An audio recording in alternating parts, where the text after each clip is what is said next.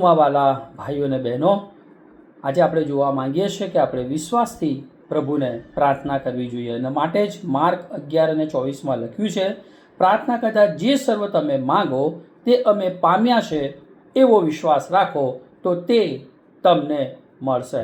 માટે અહીંયા કહે છે તમે જે કંઈ માગો એ તમે મેળવી લીધું છે. જો એવો વિશ્વાસ રાખશો તો એ તમને આપવામાં આવશે. માટે આપણા વિશ્વાસ સહિતની પ્રાર્થના એ પરિણામ લાવે છે. માટે જ્યારે આપણે પ્રાર્થના કરીએ ત્યારે આપણું વલણ એ પ્રાર્થનામાં ઈશ્વરની ઈચ્છા મુજબ હોવું જોઈએ. મિત્રો, પ્રાર્થના પર આપણે ઘણા બધા સંદેશા સાંભળીએ છીએ અને કદાચ સેવક તરીકે જો સંદેશા પણ આપીએ, પણ જો આપણે પ્રાર્થના નથી કરતા તો આપણે ખોટું કરીએ છીએ.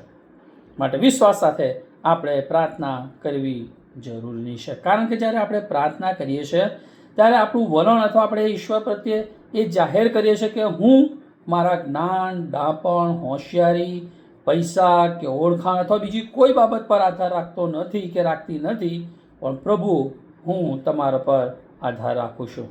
માટે આપણે પ્રાર્થના વિશ્વાસથી કરવી જોઈએ. જો પ્રાર્થના નથી કરતા તો આપણે પ્રભુને એ ગમતું નથી. કારણ કે પ્રભુ કહે છે તમે સર્વ સમયે પ્રાર્થના કરો અને વિશ્વાસથી મારે તમારે પ્રાર્થના કરવાની જરૂર છે. મિત્રો, જ્યારે આપણા જીવનમાં ચારે બાજુ પ્રશ્નો હોય, આગળ જઈએ, પાછળ જઈએ, ડાબી, જમણી કે ચારે બાજુ જો પ્રશ્નો હોય તો આપણે શું કરવાનું છે? ઉપર જોવાનું છે. એટલે કે ઈશ્વરને વિશ્વાસથી પ્રાર્થના, કારણ કે પ્રભુ આમાંથી તમે મને છોડાવો. એક વખત એક વ્યક્તિ બિલી ગ્રેહામ પાસે આવ્યા અને પૂછ્યું કે તમે જ્યારે સંદેશ આપો છો તો બહુ મોટી સંખ્યામાં લોકો તારણ પામે છે, એનું રહસ્ય શું?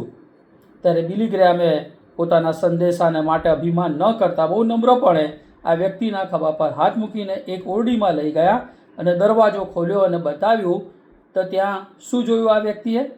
તો ઘૂંટણ પર લોકો આંસુ સહિત પ્રાર્થના કરતા હતા. બિલી ગ્રેહામે બહુ નમ્રતાથી કીધું, આ બિલી ગ્રેહામના સંદેશાથી નહીં, પણ આ આંસુ સહિત જે ઘૂંટણ પર વિશ્વાસથી પ્રાર્થના કરવામાં આવે છે એના લીધે લોકો તારણ પામે છે. માટે મિત્રો, નાશમાં જતા લોકોને માટે આપણે કરેલી પ્રાર્થના આપણે લોકોને નર્કમાં જતા રોકી શકીએ છીએ. માટે જ્યારે આપણે પ્રાર્થના કરીએ છીએ ત્યારે ઈશ્વર અદ્ભુત અજાયબ જેવું કામ કરે છે અને પ્રાર્થના વિશ્વાસ સહિતની નાશમાં જતા લોકોને બચાવે છે અને ચોક્કસ પરિણામ લાવે છે.